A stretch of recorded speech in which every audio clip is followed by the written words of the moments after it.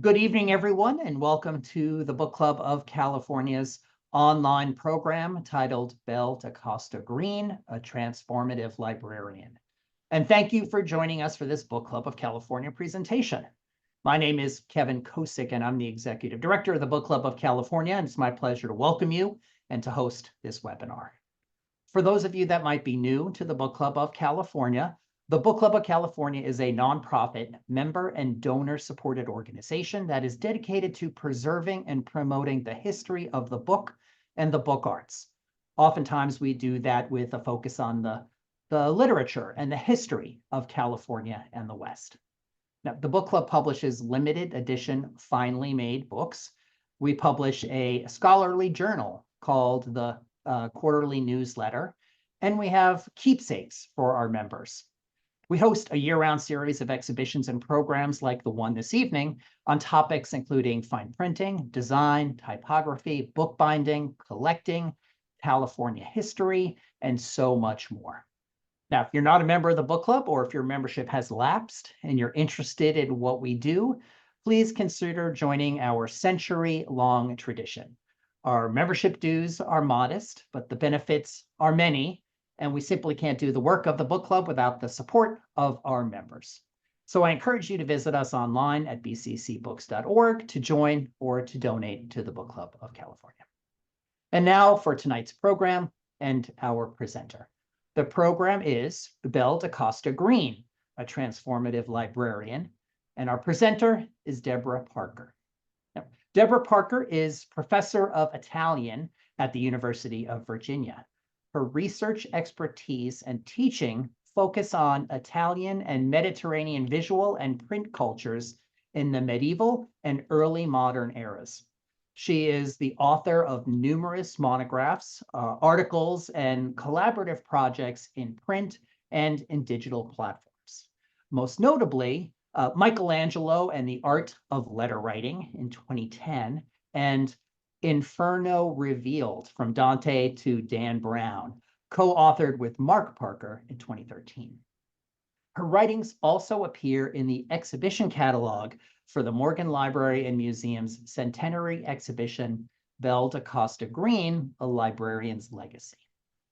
Now, Deborah Parker's work has been supported by fellowships from the National Endowment for the Humanities, the Harvard Center for Italian Studies, Folger Shakespeare Library, and numerous others. She earned a BA from the University of Toronto, her MA from the University of British Columbia, and her PhD from Harvard. Tonight, she will talk about her latest book, Becoming Belle da Costa Greene. Now, Belle da Costa Greene was Pierpont Morgan's personal librarian and the first director of the Morgan Library. Now, after studying the nearly 600 letters that Greene sent to art historian Bernard Berenson, our speaker, Deborah Parker, identifies Greene's energetic pursuit of exceptional opportunities, and illuminates the artistry and imaginative features of Greene's writing, and shares her path-breaking work as a librarian. Now, as Greene transformed a private library into a magnificent public institution, she also transformed herself, and that's what you'll hear about tonight. Now, in terms of logistics, tonight's program will include a presentation by our speaker, and then we'll have a Q&A session. If you have questions or comments for our presenter or about the presentation itself, you can use the chat and the Q&A functions in Zoom. We should have time at the end of the hour to take questions, and we'll curate those from the chat and the Q&A. And now it's my great pleasure to introduce our speaker, Deborah Parker. Deborah, it's all yours. Well, thank you, Kevin, for inviting me to speak with the Book Club of California. I'm really delighted to be here this evening. And if there are both book lovers and baseball lovers, I hope that the presentation doesn't interfere with you catching the beginning of the third game of the World Series, because I want those Dodgers to win. All right. Anyhow, one of the boons of writing this book is that it's connected me to many people in the rare book world with bibliophiles. Everyone has been wonderfully welcoming. Sometimes historical figures percolate, unknown or unregarded, until a combination of events brings them to a boil. We are at the point where the remarkable life of Belle da Costa Greene finds its moment.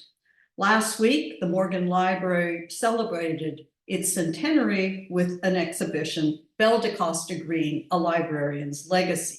I was just there. Born in 1879, Belle was the daughter of two light-skinned Blacks, Genevieve Ida Fleet and Richard T. Greener. Her father was the first Black man to graduate from Harvard, and Greener pursued a variety of careers, librarian, public service, dean of Howard University, and U.S. consul to Vladivostok. The only image of her mother is the one you see with the red box there. This is the only image we have of her mother. When they separated in 1887, Genevieve Fleet assumed a Dutch middle name, Van Vliet, changed the family's last name to Green, and lived as white. Belle Marion Greener became Belle da Costa Greene. The da Costa, a subtle claim to Portuguese ancestry. Greene's subsequent life of self-invention is a consequence of her mother's self-transformations. There's a lot to say about racial passing, of course, but today I want to talk about professionalism, not identity, or put another way, the professional identity so meticulously crafted by Belle Greene. One point I make in my book is that we can view her passing more expansively. Greene's passing can be seen as part of a larger exercise in self-invention.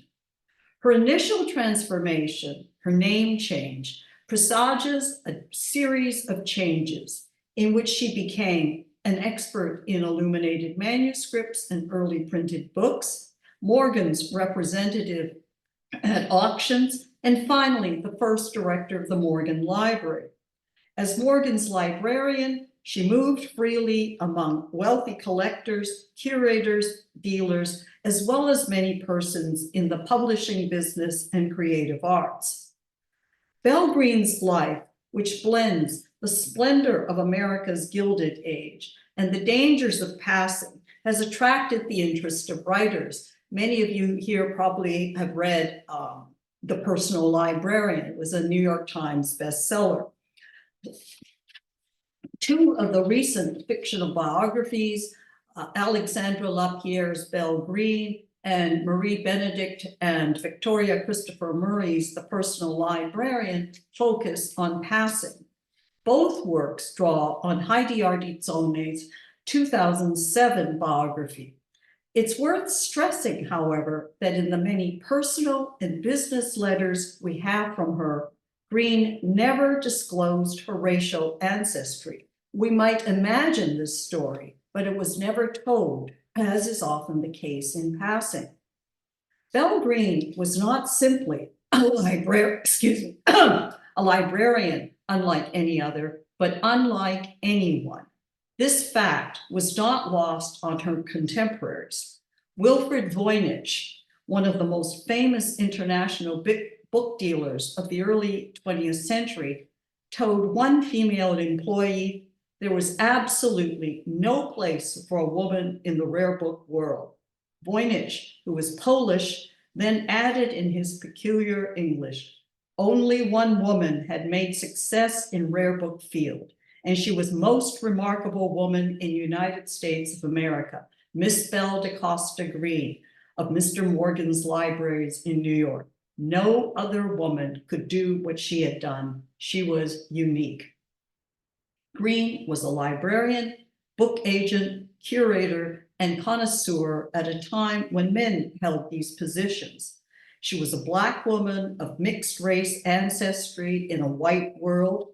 She supported her mother and siblings. She earned $10,000 a year. That's $280,000 in today's terms, when other female librarians were earning $400. Her position as the librarian of one of the world's richest men was singular, and the way she inhabited it no less unique. And so we have Greene and Morgan. Her life, exceptional on its own terms, does not need sensationalizing through fictional biography. Greene wrote about the rarefied worlds in which she moved. In her letters to Bernard Berenson, the renowned art historian, we have a vivid account of the librarian's personal and working life. The connoisseur was the love of her life, and Greene, observes one of Berenson's biographers, was the one romance in Berenson's life that would stand apart from all others in depth and intensity. The two met in New York in January 1909 and quickly became enamored of one another. The relationship generated 40 years of correspondence and nearly 600 letters. I show this slide because this website, which is now available to everyone, this was the main source of my own book, these 600 letters, and this site debuted just last Friday. It's a joint endeavor between the Morgan Library and Billy Tati, Harvard Center for Italian Renaissance Studies, which is where the original letters are housed. The relationship generated 40 years of correspondence and nearly 600 letters, and they formed the largest archive of information on Greene's personal life. As Greene destroyed her personal papers before her death, including the hundreds, possibly thousands of letters from Berenson, only her letters survive. While Greene's letters have proven invaluable to writers seeking to reconstruct the larger narrative of her life, the artistry of the letters and the way in which her writing creates a singular self have gone largely unnoticed. Greene's wide-ranging observations about herself and her responses to her many worlds constitute a form of life writing, one which evokes both her external life and her thoughts on this life. Her reflections, relayed over 4 decades amidst cataclysmic world events, offer a compelling account of her position as Morgan's librarian and affinities and antipathies and her cultural moment. I shall turn now to one strand of these letters, and that is what they reveal about Greene's working life. More precisely, how she expanded her areas of expertise, employed her networks, her acquisition strategies, the unusual range of her tasks, her views of Pierpont and Jack Morgan, and her undertakings after Morgan's death. And all this information I gleaned from the letters. The information on Greene's working life, which emerges in her letters, should not be underestimated. Other accounts of Greene's library work have illuminated the achievements listed in her 5-year reports to the Morgan trustees after she was appointed director in 1924. Her letters to Berenson, in contrast, furnish an insider's view of her activities. They allow us to see how Greene navigated the rare book world and excelled in this male-dominated realm. Let me say a few words about what we know about her education. From 1896 to 99, she attended an all-girls boarding school, the Northfield Seminary for Young Ladies in Massachusetts. Founded by the evangelist Dwight Lyman Moody, the Northfield Seminary sought to provide an elite education to underprivileged children and accepted a diversity of students from the onset. Greene subsequently learned the basics of cataloging during a summer course on librarianship at Amherst College in July 1901. Here's a picture of some of the members of the graduating class, and I've drawn a little red square around Greene. This is the first known photo of her. Taught by William Fletcher, a former president of the American Library Association, the course included lectures on cataloging and the Dewey Decimal System, From 1902, she worked at Princeton's library, where Junius Morgan, Pierpont's nephew, was the associate librarian. Junius Morgan had donated his collection of rare manuscripts and early printed editions of Virgil to Princeton. When Morgan sought a librarian in 1905, his nephew recommended Belle Greene. Henceforth, Greene's life kicked not just into a higher gear, but became supercharged, as she was a lively fixture at gatherings among New York's social elite. Greene's new job required a broader range of skills and expertise than the basics of cataloging she had learned from the Amherst Summer School. She pursued her education as her work required. In an April 1909 letter to Berenson, she informs him of her summer plans. I have started to study Italian, and I'm also about to take a course in bookbinding, which will doubtless seem absurd to you, but is very necessary that I understand thoroughly all about the making of my books, as well as the interiors. Then too, I'm about to take an inventory of the books in the library, which is no small labor. A few lines later, she mentions the British art collector and dealer, Joseph Fitzhenry. Fitz, she writes, was so extraordinarily kind to me when I was in London and did things for me for which I could never repay him if I had all the gifts of Valhalla at my behest. His letters are a liberal education to me. Joseph Fitzhenry was but one of many experts who shared her knowledge, and I've made a list of some of them here. And this is a very partial list. So Fitzhenry was one of many of the experts who shared his knowledge with the young librarian. So this list includes museum directors, curators, bookmen, and art scholars. A recent compilation made by the Morgan Library, entitled Belle da Costa Greene's Professional Papers, lists 52 art, manuscript, and rare book dealers. At times, she also worked alongside professionals. I'll just give you one example. She compared 3 Gutenberg Bibles with Paul Schwenke, director of Berlin's Royal Library.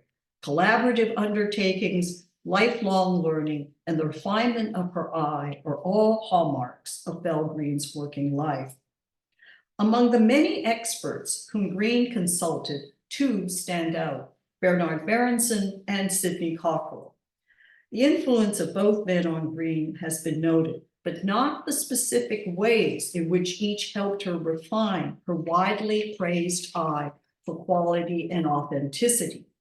Although Berenson's relationship with Greene went beyond mere friendship, he assisted the librarian in a number of ways, helping her with attributions, teaching her how to spot forgeries, informing her of fine manuscripts for sale, sending her books on specialized topics, furnishing his opinions on people, writing articles about objects Morgan had collected, and providing art historical information on artifacts whose purchase she or Morgan were contemplating. As one of the foremost authorities on Renaissance art, Berenson's expertise was invaluable. More importantly, Greene would have observed Berenson's formidable capacity for looking when the 2 traveled together in the summer of 1910. For Berenson, the notion of responsiveness lies at the heart of his approach to art.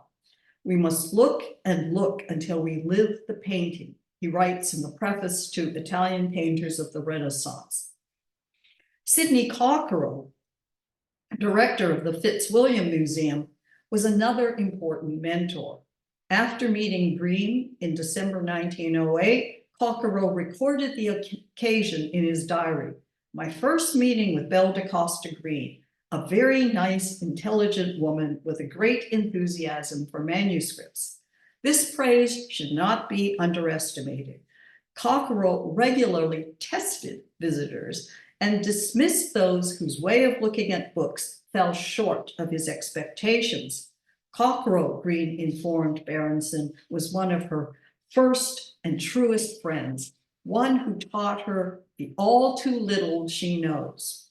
Before becoming the director of Fitzwilliam, Cockerill was the secretary of William Morris's Kelmscott Press, and it assimilated the artist's criteria for evaluating manuscripts: attention to the price, condition, grandeur, beauty, quality of script, and number of illustrations.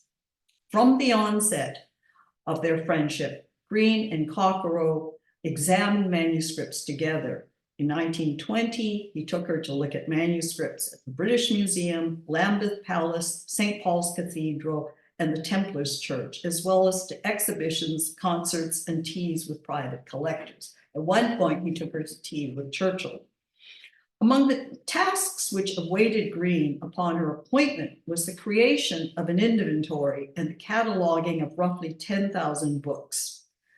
Greene brought bibliographic order to an immense collection and created the basic cataloging system for manuscripts still in practice at the Morgan today. And this is the volume that had already been made before she got there by two distinguished British book connoisseurs. She employed an accession system with the prefix MS for manuscript, followed by M, which designates manuscripts purchased by Pierpont and Jack Morgan. This system is well suited for libraries with closed stacks, given that the Morgan houses many of its rare books in a vault, and there's an older version in black and white and a more recently restored version of the vault. Since the Morgan houses its rare books in a vault, the accession system suits its purpose as well. Greene's work also included some unusual duties. One of the little-known aspects of Morgan's library, this is when it was a private collection, was its popularity as a gathering place. The banker's friends, his mistresses, dealers, publishers, curators, and writers came by regularly. On a single day in November 1910, actor Walter Hampton besieged Greene to get him into the new theater. This was a venue in which Morgan had a stake. Playwright Louis Anspacher asked her to browbeat the theater's manager into taking his new play, and another playwright, Gustav Cobb, read his new drama. Amidst the swarms of visitors, Greene acted as gatekeeper to Morgan. She also assumed the role of a personal assistant at times, and not always willingly. In another letter, she tells Berenson, JPM just keeps me on the move all the time, and precious little library work do I get accomplished. Instead, I busy myself with housekeeping, entertaining, politics, art, and dogs. At times, I find it a hateful existence, at others extremely interesting. Scheduling Morgan's housekeeping, the comings and goings of visitors, and entertaining politicians would have been a full-time job for most people, and an exhausting one at that. Greene discharged these tasks as well as her library work, and this hectic existence ended with Morgan's death in March 1913. Pierpont Morgan left no indication for the future of his library in his will, aside from expressing the wish that Greene be retained at her present salary. To understand Belle Greene's subsequent actions and her immense efforts to help Jack Morgan, we must consider her sentiments towards the Big Chief, her nickname for her boss. Working for Morgan had been exhausting, trying, and thrilling. His demands drained her vitality, and although she complained of being enchained, her devotion to her very beloved boss was profound. A June 1909 letter to Berenson relays the complexity of her sentiments, as well as her gift for dramatization and self-aggrandizement. And I'll just read the section in blue. Please don't jeer at my dearly beloved boss. You can't know how your perhaps thoughtless words hurt me. They cut like a whip and make me physically, mentally, and at heart sick. You see, I have a peculiarly tender feeling for him, for many reasons, but most of all, perhaps, because he has shown himself to me in the all too few years I have known him in a unique way. Few of Greene's letters convey the depth of feeling found in this description of her relationship with Morgan.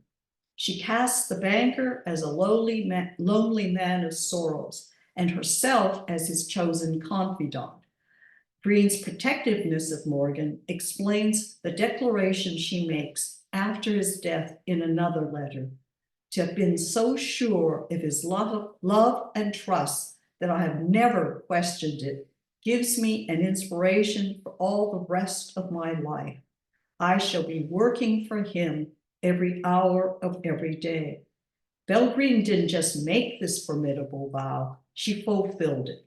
And one of the items in the exhibition at Morgan are the pressed flowers that she kept from his funeral. The tasks she subsequently undertook attest resoundingly to her loyalty and industry.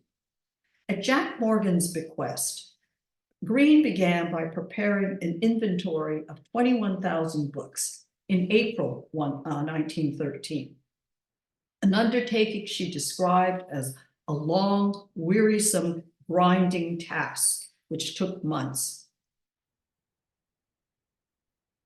She subsequently became involved in another demanding task. I turn now to actions undertaken by Greene that have been largely overlooked, and all this information comes from her letters to Berenson, and that is her role in ensuring the future of Morgan's library and how she did this. This work begins with the assessment of some 41,000 objects, Morgan's collections of Chinese porcelains, a suite of Fragonard paintings, French enamels, 18th century furniture, tapestries, bronzes, and other rarities. Greene also monitored the two advisors, Charles Hercules Reed and Charles Fairfax Murray, as well as the maneuvers of dealers, chief among them the Duveen brothers. Reed, keeper of British and medieval antiquities and ethnography at the British Museum, was a friend and ally. The connoisseur and dealer Murray, on the other hand, was a curio scoundrel with a brilliant eye. Christopher de Hamel characterizes Murray as half genius, half prince of darkness. Jack Morgan had paid Murray $50,000 to do the appraisals, but by the end of 1914, this work remained undone. So here we have the principals, Jack Morgan, Reed, and a self-portrait by Murray. Greene, who detested Murray, succeeded in discrediting him. And after this, she had little choice but to take on the appraisal work herself. Greene's role in this pivotal moment of the history of the library has often been overlooked. Even if we consider her penchant for self-aggrandizement, her actions were heroic and her vision for what the library could become was ambitious. Other accounts of this period simply note that Jack Morgan sold many of his father's artifacts to pay inheritance taxes. Greene's 108 letters to Berenson in 1914, this is roughly twice the number of letters she wrote in other years, reveal the extent to which she was involved in the valuation and dispersal of the collections.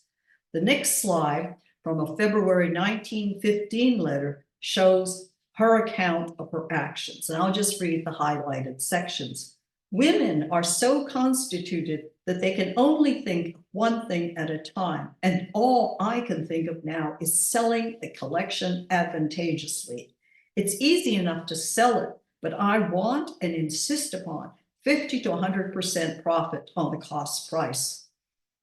And now referring to how Jack Morgan treats the Duveens, he despises them to an extraordinary degree and leaves all the business to me for that reason. Complimentary to me, isn't it? But as I wrote you, I enjoy it all immensely, except that the Duveens are now beginning to suspect that I'm not so foolish as I look and pretend. And then towards the end, I feel that my mission is pretty nearly finished, as I've definitely succeeded in tying Jack Morgan up to the library. He is perfectly mad about it. So here every morning, if only for an hour, tells me all about his affairs, even financial, and in fact, beginning to look very much as his father did. In this wide-ranging account, we see how Greene has noted the single-minded nature of women, described Jack Morgan's contemptuous treatment of the Duvines, acknowledged her sang-froid, and gloried over her victories, having ousted Murray, obtained the prices she wanted, outplayed the Duvines, and inspired Jack Morgan's enthusiastic embrace of the library. She can declare, "My mission here is pretty nearly finished." Now let's put this declaration into context. In 1909, Belle Greene was taking lessons in Italian and bookbinding. 6 years later, she's reporting her power moves. She helped net over 12 million for the Chinese porcelains. Fragonard's Progress of Love, here featured in the Frick's temporary location, but right now it's all in storage. The furniture and the Lamage enamels in Maiolica. She took pains to control the public narrative on the sales as well. After Met director Edward Robinson voiced regret over the loss of objects, which Morgan had loaned to the museum, Greene wrote an anonymous article for the New York Times, Morgan Gifts to the Metropolitan, which outlined gifts amounting to more than 10 million that the two Morgans had donated. All this work transformed Belle Greene. The self she projects is triumphant, the tone assured. Indeed, we might see in her actions the embodiment of a declaration made by one of her favorite authors, Casanova, "Be the flame, not the moth." In the midst of these activities, Greene reflected on how her job had changed her. And as she writes Berenson, "I think I would have been a much nicer person if I had not taken or gotten my present job. I would have been married, perhaps to a Princeton man, but I would at least have been a more natural female and with some ideals left. Query, was it the kindness or the revenge of the gods?" A much nicer person she may have been, but her extraordinary achievements in subsequent years tipped the scales in favor of the severe kindness of the gods. We might also view these observations in the light of other statements Greene made in an interview with the New York Evening Sun in October 1916. This is on women in the workplace. "If women sought to enter the workplace," Greene stated, "they should be prepared to show undivided loyalty, industry, and preparedness." Greene embodied these ideals herself, and these were the qualities she considered essential for working women, and she was on her way to fulfilling the larger vision she imagined for the library's future. Another spectacular action followed the selling of Morgan's collections. With the library's future secured, Greene could begin thinking about collection development and expansion. In 1915, she informed Edmund Dring, one of Bernard Quaritch's employees, that she would be buying again at the end of the war. We turn now to one of Greene's most spectacular acquisitions, the 13th century Crusader Bible, also known as the Shaw Abbas Bible, prized for its vivid battle scenes and a fascinating provenance that includes Louis IX, the Bishop of Krakow, and Shah Abbas, King of the Persians. The Crusader Bible is considered a masterpiece of French Gothic illumination. This is another one of the objects on display in the Morgan exhibition. And here's another, two other leaves. Both Berenson and Cockerill were involved in this acquisition. Cockerill, who had seen this manuscript in 1904 and 1908, considered it incomparable. Roughly 8 months after Greene met Cockerill in December 1908, she prevailed upon Berenson to ask Paul Derieux, an expert on manuscript illumination, for his opinion of manuscripts in the possession of some man in Cheltenham. And again, this is a detail that has escaped the notice of anyone writing on the provenance of the Crusader Bible. So I won't read the whole thing, but if you just take a look at the section outlined in blue, it shows her asking Berenson to see if he could ask someone he knows to give his opinion of the manuscript. This letter offers a glimpse of the stealth with which Greene could pursue a treasured object. She likely had some knowledge of the rare codices owned by this man at Cheltenham. During her December 1908 meeting with Cockerill, he may have alluded to Thomas Phillips, a self-declared velomaniac, and his enormous collection of 60,000 manuscripts. The man at Cheltenham is Thomas Fitzroy Fenwick, Phillips' grandson. Here's a picture of Thomas Phillips and his grandson, as well as their estate. In November 1916, Cockerill showed Greene a leaf from the Crusader Bible, which he had purchased for his personal collection. Just a few days later, the English collector Henry Yates Thompson accompanied Greene to Fenwick's estate. Upon displaying the manuscript to his guests, Fenwick declared it would cost £10,000. And in one version of what happened next, Greene swiftly replied, "I'll take it. You will receive a check." And according to her, or someone she told, walked out with the manuscript in her purse. 2 days later, Greene informed Cockerill of the purchase and sought his advice. He coolly replied, "The manuscript you were clever enough to secure in Cheltenham is an incomparable treasure. I have long regarded it as the most covetable manuscript of the 13th century in private hands." There's more than a dash of drama in this account. In fact, the manuscript was not released until Fenwick informed Greene that the Court of Chancery had approved the sale in December 1916. She did not leave the estate with the manuscript in her handbag, but perhaps such a treasure could not help but accrue fantastic elements along its travels. More important than the fictional elements in this story, however, is what it reveals about Greene's strategies when she was on the hunt: an adept use of back channels, secrecy, the exploitation of her network, a willingness to play the long game, and the seizure of opportunities when they presented themselves. I will end this consideration of Greene's working life with some observations about her activities after Morgan's death. A few weeks after his passing, she wrote Berenson, "As to the library, it can never be the same wonderful, joyous place again. You know, or rather you do not know, that it had an atmosphere of sheer, exuberant, intoxicating joy that everyone who came within its walls felt. If I can make a big institution of it, it will be all that I or anyone else can expect. I shall start in just as soon as this inventory business is over, to see what I can do to make it a dernier resort for scholars in certain fields, to make our material available to them and to make them welcome." And this statement, this declaration of Greene's, appears in both the exhibition catalog and in the exhibition itself.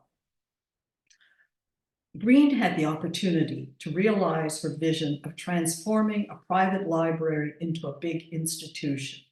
As the director from 1924 to 1948, she organized the transfer of thousands of books and manuscripts into the annex.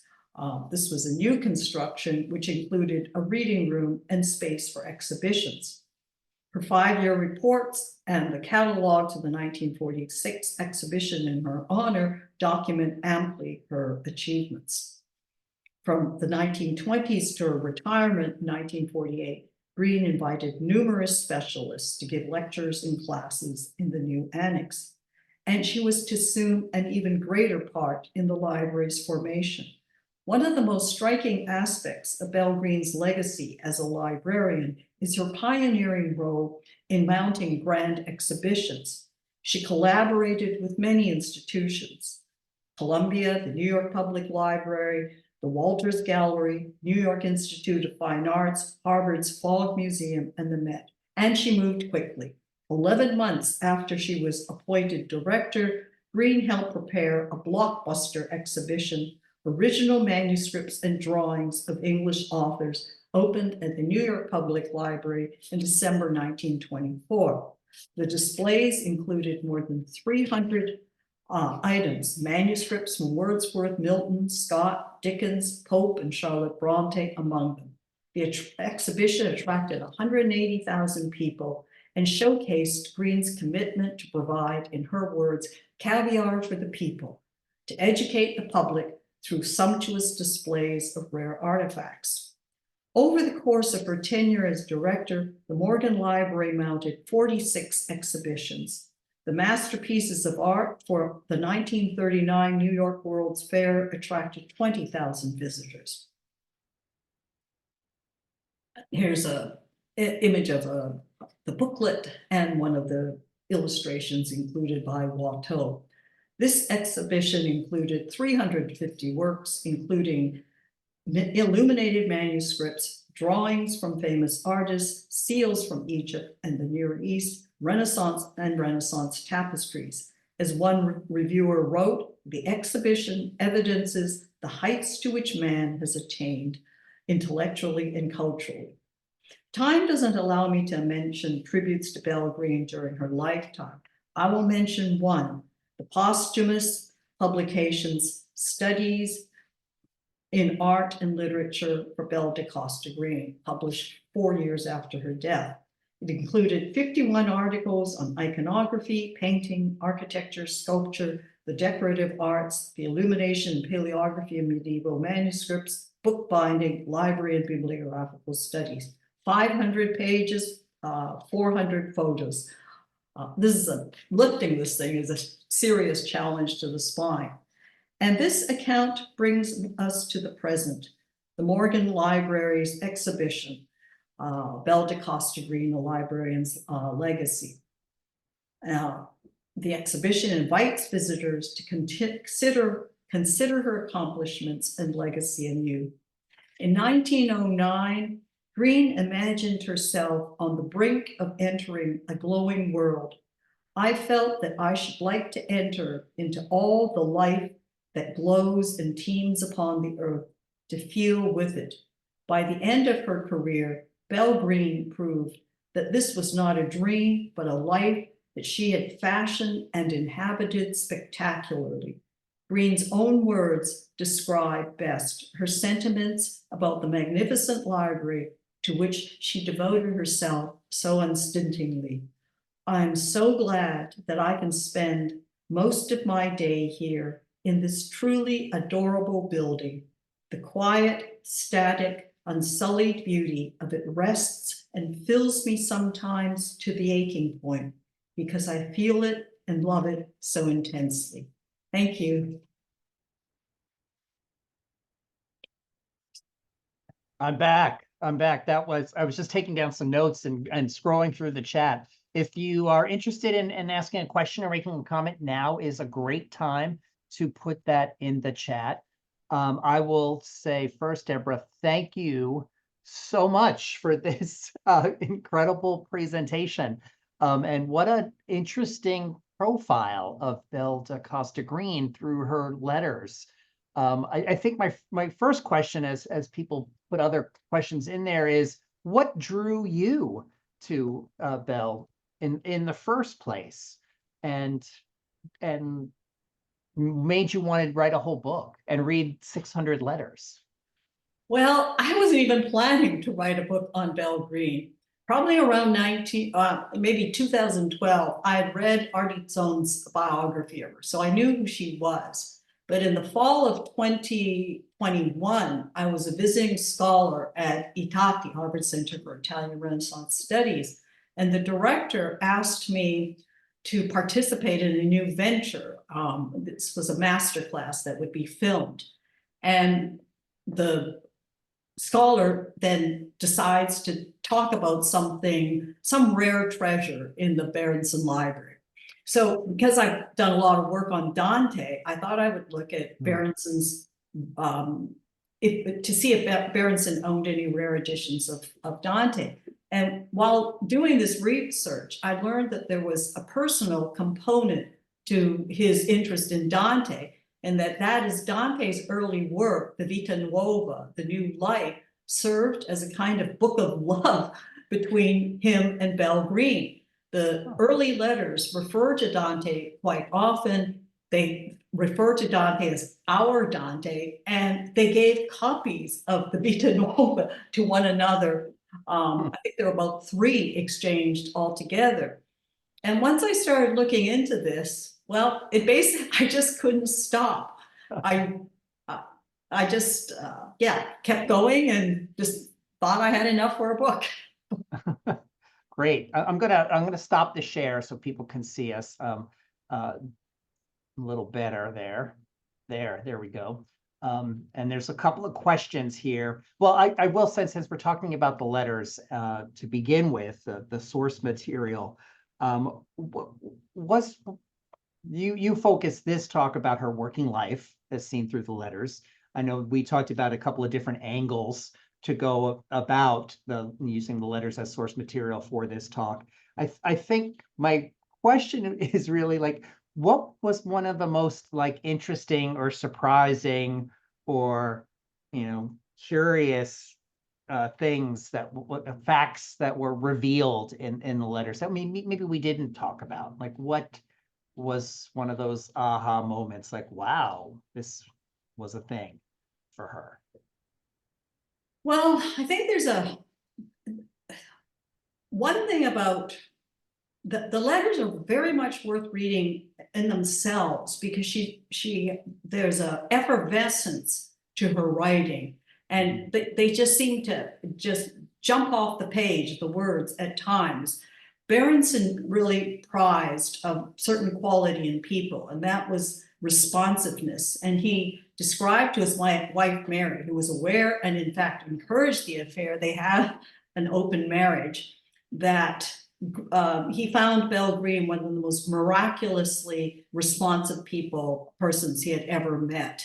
And she has this ability to throw herself into a literary work and just go into an imaginative foray. She does this with the 1001 Nights. But given that there's no information on her passing or any kind of confession, and one thing I learned, and this is not so much in the letters, but in letters written between Berenson and one of Belle Greene's co-workers, Meta Harson.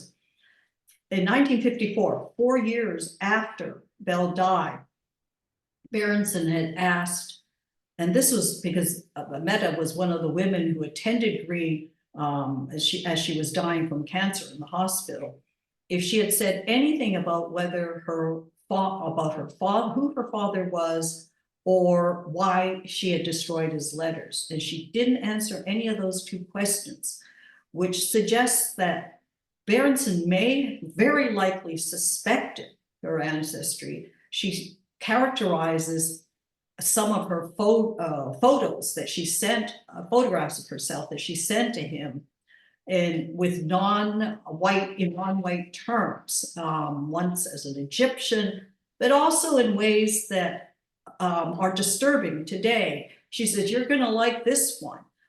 This is the Eskimo Burmese N-word photo. So there had to have been discussions, given that they were lovers, about her, whatever he may have conveyed about her ancestry. She's very open about her likes and dislikes. She'll say, I loathe, detest, and hate so and so. Yeah. And yeah, she was. There's a very striking phrase. She says, I'm not going to write you, as Berenson asked her, about everything she did. I'm going to write what lies behind the curtain of my mind. Mm. And that leads to a Yeah. lot of revelations about herself, the people she meets, and what her thoughts on.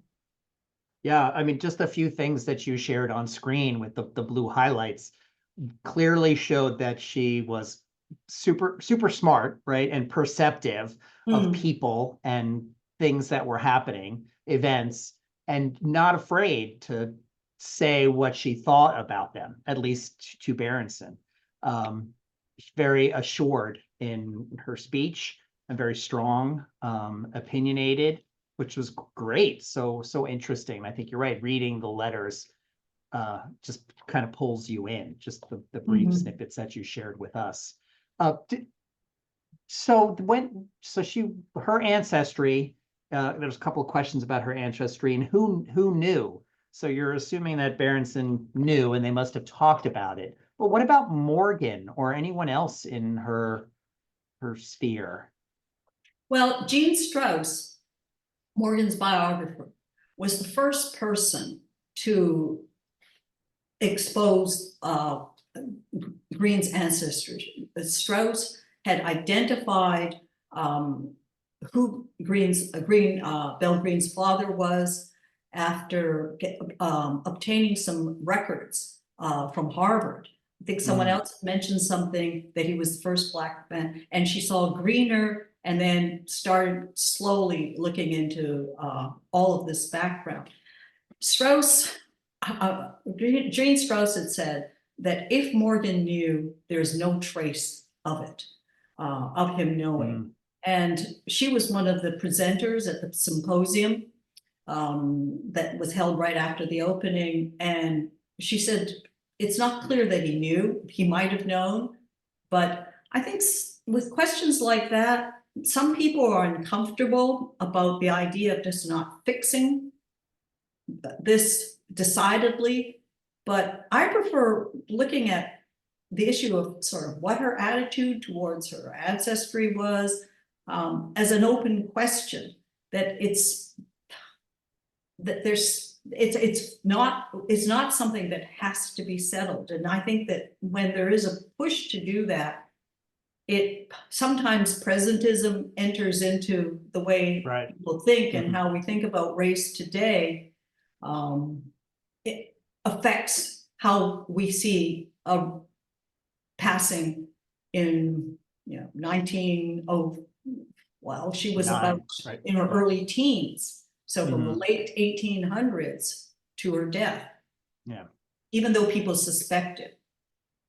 Yeah, I think people are just curious and interested about the ancestry question and the topic, but I think they're also super interested in the idea of a woman in the workplace, right? And how successful she was and what drove her to be who she was. And like I wrote a note how she just continually was studying. 1909 summer plan, study Italian and bookbinding. Like what drove her to continue to develop her skills and her connections and her networks and her knowledge in that way?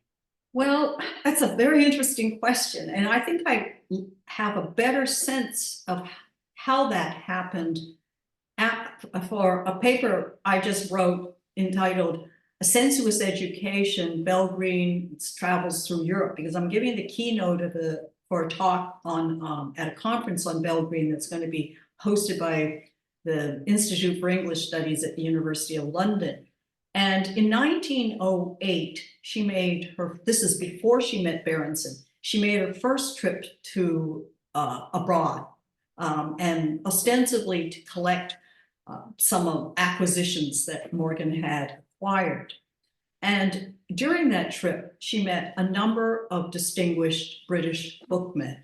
And meeting people like Sidney Cockerell, Alfred Pollard, Joseph Fitzhenry, and others gave her a sense of just how much they knew compared to how little she knew.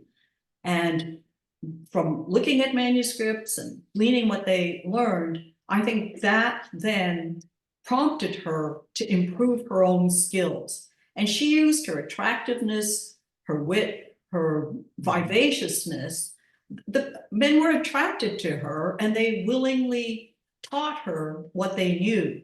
And she sought that knowledge throughout her life. So interesting. And you mentioned a couple of the men who mentored her, which was, people are also always interested in, like, was she a mentor to other people? Did she pass along kind of what she had learned in the workplace or in her whole experience to others? Yes, the Morgan had a little show entitled The Morgan of the Women. Oh, sorry, The Women of the Morgan. And a number of female librarians, Meta Harson, Ada Thurston was her co-worker, Dorothy Miner, and there's many others. There was, I think, an Armenian Jewish librarian, I think Edith Porada. There are existing letters between these women and Belle Greene, very affectionate. After Belle Greene's death, Meta Harson really did not like Greene's successor, Frederick Adams. And there's because women were not, the Grolier Club did not have women members during Greene's lifetime. A number of women, and she was one of the founding women, one of the founders, they created this Hlosritha Club named after an early, I think, religious figure who was a bibliophile. And they had regular meetings. And at one point, because the minutes still exist and are in the archives of the Grolier Library, Greene invited them all to the Morgan and basically let them loose inside the vault. They could explore. And nice. Then she gave books to the Children's Hospital, the Babies Hospital. So I guess the love of books can't begin too early in age. Do you know anything about her personal tastes for art? Clearly she was picking up acquisitions for Morgan, but was she also collecting for herself? What was she particularly interested in? I'll single out, I'll mention three items. First, I mean, there would have been what one might expect, and that is a deep appreciation and love of early medieval paintings, especially Italian, and all of that would have been refined through her friendship with her relationship with Berenson. But two other unexpected enthrallments emerged from the letters, and that is a deep and abiding interest in Chinese landscape painting and artifacts. There was a kind of Japonismo was big at the time, but there was also great interest in Chinese porcelains and painting. She was a good friend of Charles Freer, and she writes very long letters about comparing a long scroll that Freer owned to one in the British Museum. And then perhaps even more unexpected, given that wealthy collectors were after Chinese bronzes, jades, and paintings, is an interest in modern art. She very early on in the letters to Berenson. So she starts writing him in 1909, and in 1909 she mentions that she had been to Alfred Stieglitz's 291 gallery, which was showing a lot of contemporary art, photography, and was kind of very disruptive in terms of what the New York art scene was used to. And she went frequently to 291. At one point, Stieglitz put together a special issue, What is 291? And she contributed, this is her only published piece on what 291 means to her. She purchased a Matisse drawing, even though she expresses dismay and not necessarily strong disapproval, but dismay over some of the works. she was interested enough in modern art to seek conversations with one of the great collectors, and that's Leo Stein. She wrote an unpublished portrait of Gertrude Stein, and Gertrude Stein mentions her as a background figure in, I think it's her Everybody's Autobiography. So those are two other kind of unexpected details to emerge in the letters. And as far as her own collecting, I didn't answer that question. She and Berenson visited a landmark exhibition of Islamic art in Munich in August 1910. Nothing like this had been shown before, and it affected the collecting tastes of both of them. She had some leaves of Islamic manuscripts, and she had numerous medieval tapestries, manuscripts, not prized manuscripts, but and Berenson gave her some paintings. Interesting. So we're just past the top of the hour. We're going to start to wrap up. There's a couple of questions in here that I think are maybe quicker questions or shorter questions. Carolyn is so funny because she asked the same question that I wrote down. And why do you think that Greene destroyed Berenson's letters? Well, Morgan destroyed many of his personal papers. And it wasn't that uncommon. Richard Burton, the explorer, his papers were destroyed. They were considered too racy. Certain letters from T.S. Eliot were destroyed. And even more recently, Jackie Kennedy wanted many of her personal papers destroyed. I don't think it was all that uncommon at the time. But Isabella Stewart Gardner, too, that people just didn't want others pouring into their personal affairs. Yeah. I'm going to put the information that I posted earlier in the chat in the chat again. It's about you and how to find out more about you. Also how to buy the book, because I think this is a fascinating topic and an incredible individual. And there's a terrific book that is just now out that Deborah Parker has written that you should definitely check out and maybe write a review about, because that always helps when a new book comes out. So there's a link in the chat to buy the book. Of course, you can contact your local bookstore, but I've given you the link to the publisher for this book. There's lots of nice things in the chat, Deborah, that I'll share with you later about what a terrific presentation this was. I love the one part that says from Anne that says absolutely wonderful and so refreshing to know about her, in a different way, despite the fictional accounts that don't really capture her like you have in your talk and in your book. So I'll share all of those great comments with you. But I think we're going to wrap up. Let's see. There is this one other quick question. Christina asked, do you know if she was herself a member of the Roswitha Club? Yes, she was. She was one of the founding members. Oh, okay, great. And for those of you who are asking, and you misread the time for this program is recorded. It will be on YouTube in a couple of days. It'll be there probably for a month. Then if you're a book club member, it will move to BCC at Home, where book club members can watch any of our recorded programs at any time that are not on our YouTube channel.